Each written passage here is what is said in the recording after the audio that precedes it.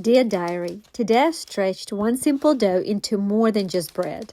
It became cinnamon rolls for slow mornings, sandwich loaves for busy days, and pizza for a table that needed filling. Nothing fancy, just using what we have, making work a little harder, and letting one recipe carry us through the week. This kind of cooking isn't about shortcuts. It's about intention, simplicity, and feeding a family without waste. One dough, many meals, plenty of comfort. When making this dough, I always start with adding all my wet ingredients into the bowl first. The key to not killing your yeast is to make sure that your liquid ingredients are lukewarm. One easy way to test my water is with my wrist. If it feels too hot on my skin, it's probably too hot for your yeast as well. In a mixing bowl, add half a cup of warm water, 3/4 cup of warm milk. Then we're going to add 3 tablespoons of honey for some sweetness. And we're going to melt 3 tablespoons of butter. If you feel like you accidentally warmed up your milk too much, just let it sit at room temperature for a little bit and just let it cool off, and then you can add it to your water. When it comes to melting your butter, you want to be careful because it's easy to overdo it and let it get too hot. When I microwave butter, I check on it about every 10 seconds, and once most of the butter has melted, and I take it out and I stir the remaining solid butter that has not melted yet into the warm butter until it all melts together. That way, the butter stays warm and not hot. Once I add all the wet ingredients, I'll move on to measuring all my dry ingredients. For this recipe, we're going to measure out 2 cups of bread flour, half a cup of whole wheat flour, half a cup of oats. And as far as oats goes, you can use old-fashioned or quick oats. Then we're going to add a teaspoon and a half of salt.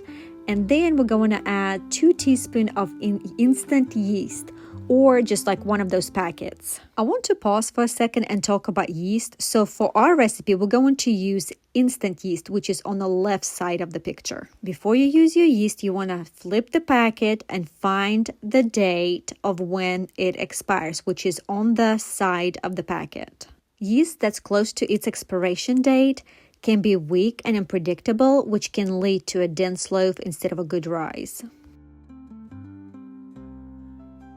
I don't know about you, but when I come to a stopping point, so before starting mixing, I like to clean around. I like to put things back on its place because otherwise I feel overwhelmed, and it just makes me feel better when my working area is clean. Next, we're going to mix the dough. And if we haven't accidentally killed the yeast along the way, we're in good shape. So this is the most important part of the recipe because mixing is where gluten develops, and it's going to give your bread structure.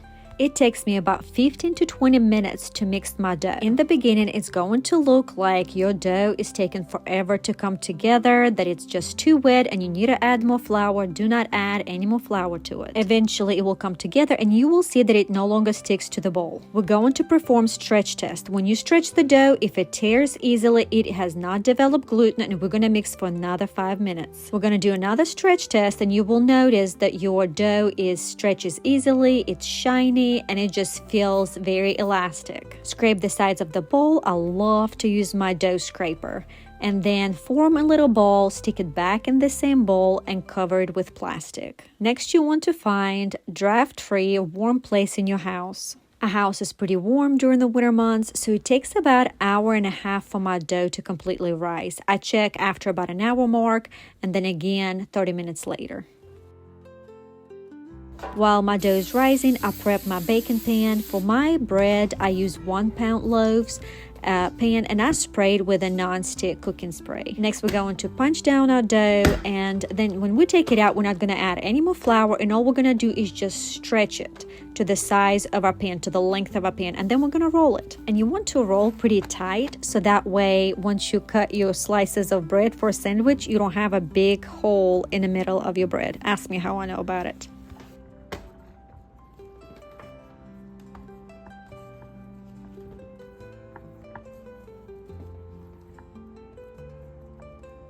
Once the dough is shaped, you want to pinch the seam closed, then you want to flip it over and place it seam side down in your baking pan. We're going to cover it back up with a plastic wrap and put it again in a warm place, and usually the second rise only takes me about 30 minutes. You know that your bread has fully risen when it has doubled in size. I mean, you visually will see it that it is now big. While the dough is rising, we're going to go ahead and prep our egg whitewash. That's what I use to brush the top of the bread for it to turn into this golden beautiful color. So we're going to remove the yolk and just going to leave just the egg white. So you can see the bread is looking beautiful. It has definitely doubled in size, and now we're just going to use the brush and brush the egg white on top of our bread gently, because we don't want to deflate our bread before it has a chance to bake. Let me say this before I forget. So the oats that you add to your dough, you will not taste them in bread. Like, you will not have a weird crunchy, oats in your bread. It almost like it dissolves during baking. However, I love to add oats and sprinkle the top of my bread because, one, I think it's pretty, and two, just adds just a little bit to the texture. We're going to bake our bread at 350 for about 40 minutes, and halfway through at about 20-minute mark, we're going to cover it with aluminum foil. This bread does tend to brown quicker. It is a beauty. Get off. Hey, if that thing could have went faster, it would have been fast. Oh, I know that. The bread's out, the kitchen smells incredible, and this is the hardest part. Not slicing into it while it's still hot. Now, technically, you're supposed to let it cool completely so the bread holds its structure. But whoever decided on that rule had way more self-control than I do. This bread is the best of the best. I feel like a saleswoman when I meet people and tell them that they have to try this incredible bread. Now, side note, because this bread contains honey serves as natural preservative. And I have tested, and it took about 1 week for this bread to mold, which is huge. The next day, I decided to triple my dough recipe and try it out with other baked goods to see, can I have one master dough recipe and use it for other baked good needs. I had to seek help from my big mixer, which I lovingly call Hobart the Mustang. All I did is tripled my ingredients for this dough and then did the same thing. I mixed it until my dough was no longer sticking to the sides of the bowl. I tried to perform a stretch test. The first one failed because it would tear up very easily. Then after mixing the dough for another 5 minutes, my dough finally stretched really well without tearing it. Now, looking back, I will say this. I felt very stressed out because I chose 3 different recipes. So if I was to make 3 loaves of bread, that would be easy, right? I can shape them at the same time. I can, let them rise and bake at the same time. Well, here I decided to make cinnamon rolls. I decided to make cream cheese Danish and pizza dough. All 3 recipes were very different, required different fillings that I also needed to make. So I felt like I was very rushed trying to make sure that my dough didn't over-rise, and I ruined all 3 of them. So while my dough was rising, I was trying to make different fillings. I was trying to make cinnamon roll filling and also trying to make my cream cheese Danish filling. Now, for the purpose of making it easier for you guys, I am going to put it together where I'm going to make cream cheese Danish first, and then I'm going to make cinnamon roll first, so that way you see the recipe from start to finish. Otherwise, you'll be stressed in a chaos that I was experiencing that day. In a small saucepan, we're going to add 1 small package of frozen strawberries. You can use fresh strawberries, and half a cup of sugar. We're going to turn it on low and cook it until sugar is dissolved and your strawberries are soft. In a mixing bowl, we're going to add 1 pack of cream cheese, half a cup of sugar, 1 egg yolk, half teaspoon of salt, and then 1 tablespoon of either flour or cornstarch. Now we're going to work on a topping, and in a small bowl, we're going to add 5 tablespoons of flour, about 3 tablespoons of sugar, and then 1.5 tablespoons of butter finely cut. Work the butter in the flour and sugar mixture with your fingers, and you want to make sure that you work it until the mixture resembles coarse crumbs. When my dough finally risen, I decided that I will just tackle cinnamon rolls and cream cheese Danish and put pizza dough in a fridge for later on that night.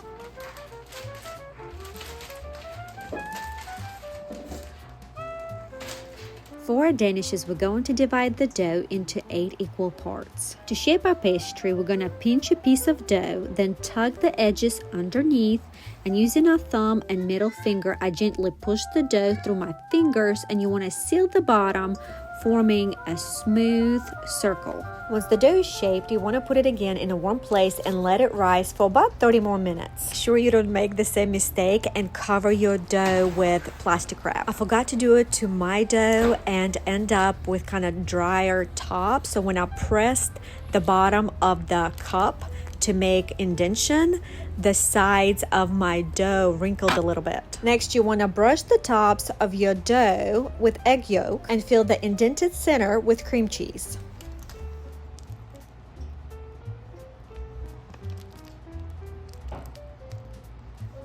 Use the back of the spoon to make a small well in the center of the cream cheese filling, then spoon cooked strawberry sauce on top. Now comes the fun part. Generously sprinkle the streusel topping on top of your pastry, and then your pastry is ready to go, ready to be baked. Then bake it at 350 for about 20 to 25 minutes until the tops are golden brown. Not only did these cream cheese danishes look divine, the smell in my kitchen was next level, and the taste absolutely delivered.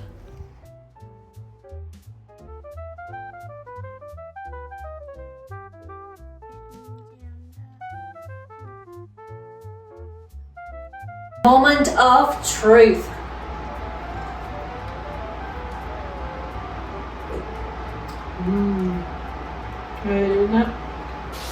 Next, we're going to work on cinnamon rolls and make cinnamon roll filling first. So we're going to use 10 tablespoons of butter, room temperature. We're going to add 1/4 cup of brown sugar, half a cup of regular sugar, and 2 tablespoons of cinnamon. We're going to mix everything together, and if your butter is still not as soft and you have a hard time mixing it, zip it in a microwave for like 5 seconds. Next, roll out your dough. You can use the guide of 20 by 20 inches if you like measurements, or just eyeball it like I do. I feel like you can't really go wrong here. Spread the cinnamon butter filling evenly over the dough. You want to leave about half to 1 inch border around the edges so it doesn't squeeze out when you roll it up. Roll the dough up nice and tight and then pinch the seam really well. You want to place seam side down so when you slice your cinnamon rolls, the seam stays tucked underneath. When it's time to cut the rolls, I always use unflavored dental floss. You want to slide it underneath the dough, cross the ends over the top, and pull. This method will give you a clean cut without squishing your layers. And honestly, there is something so oddly satisfying about watching the floss glide effortlessly through all those layers. Put your cinnamon rolls again in a warm place and let them rise for about 30 minutes. Once your cinnamon rolls have risen, we want to bake them at 350 for about 20 to 25 minutes until the tops of the cinnamon rolls are nice and golden brown. For cream cheese icing, you want to mix 8 ounces of cream cheese. You want it to make sure that it's room temperature, 1/4 cup of melted butter, 1 cup of powdered sugar, and about 3 tablespoons of milk and half teaspoon of vanilla. Mix everything together until your mixture is smooth and enjoy it on your cinnamon roll. This is so good. And it's soft. The outside is what usually messes up the cinnamon rolls. How do you eat your cinnamon roll? Do you like tear apart and eat piece by piece, layer by layer, or you just bite it all? I like tearing mine apart and eat piece by piece. And before you know, it was dinner time, and it was time to test and see if this dough will make good pizzas. Before making my pizzas, I removed the dough from the fridge and let it sit on the counter for about 30 to 40 minutes to let it come more to room temperature. I divided my dough into 4 equal parts, and each dough ball was about 200 grams. I did my best trying to shape this pizza, and I am sure I did not meet the standards of Papa John's if they were hiring me, but I honestly tried my best. I par-baked my pizza dough first and then added all the ingredients from the sauce to the toppings to the cheese. Now my pizza looked pitiful. I was so disappointed with the looks because I honestly was expecting more of a, pizzeria pizza where the edge is up off top and the middle is flat. But it did not work out the way I have hoped and imagined. Now my husband and kids ate this pizza up, so they did not see anything wrong with it. And unfortunately, because I do not like cheese, I couldn't taste it and tell you if it was good. I do not give up without a fight, so my goal for 2026 is find amazing pizza dough. The next day, I was planning to make burgers for lunch, so I wanted to see if this honey whole wheat dough will also work well for making hamburger buns. The same shaping techniques where I pinch the dough, tug the edges underneath, and gently pull it through with my thumb and middle finger to create a smooth top.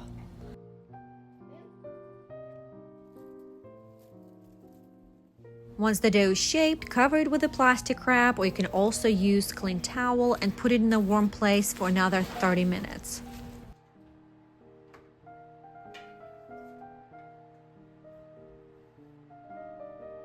The buns have doubled in size, and we're going to brush the tops of our buns with egg white. And then once you brush it, and when you brush, you want to do it very gently because we do not want to deflate our dough. Now this is a matter of preference. I sprinkled ours with sesame seeds just to make it look a little bit fancier. Then you want to bake it at 350 for about 20 to 25 minutes until the tops are golden brown. Oh my word, these buns were so delicious and so incredibly soft, and the best part is I know exactly what ingredients went into making them. And it does feel so good feeding my family with something wholesome and homemade. Since we were at the farm for 4 days, I decided to test out one more recipe using the same dough and make honey whole wheat bread rolls. Let me share with you a secret that I have learned many years ago when making rolls. You'll notice I'm baking these rolls close together in a pan with sides instead of spacing them out like on a baking sheet. When you bake rolls in a confined space, they support each other and they rise taller with softer sides. Now, using an open baking sheet works too. It just gives you more browning and firmer edges. So it really comes down to the texture that you want. All I could fit in my baking pan is about 7 rolls. Now, I do not put them very close together. I allow them a little bit gap because I know that they will rise and fill those gaps. Now with that, I also had some leftover dough, and we're not about wasting here, so I decided to make a mini loaf. I figured kids would enjoy it, making peanut butter and jelly sandwiches. I covered my dough with plastic wrap, put them again in a warm place that's draft free, and let them rise for about 30 minutes. Brush the tops of the dough lightly with egg white, and they are ready to be baked. And we'll bake at 350 for about 20 to 25 minutes. Again, you want to watch the tops to make sure that they are golden brown. That would be your signal that your bread is done.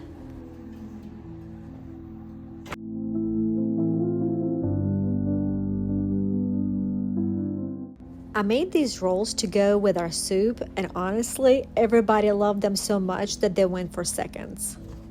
These rolls were soft, warm, slightly sweet from honey, and they're the kind that turn dinner into something just a little more special. These are the kind of rolls that I would make on a random weeknight, but also the kind of rolls that I would want to serve during holiday gathering.